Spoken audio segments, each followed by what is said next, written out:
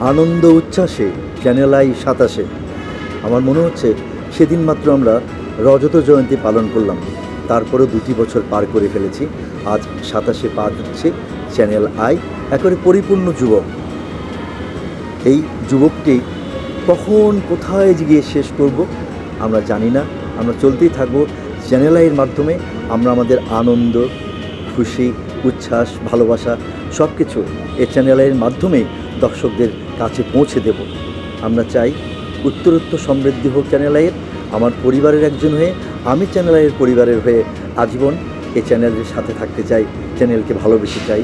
আর আপনারা দর্শকরা আপনাদের ভালোবাসা চাই এই চ্যানেলের প্রতি।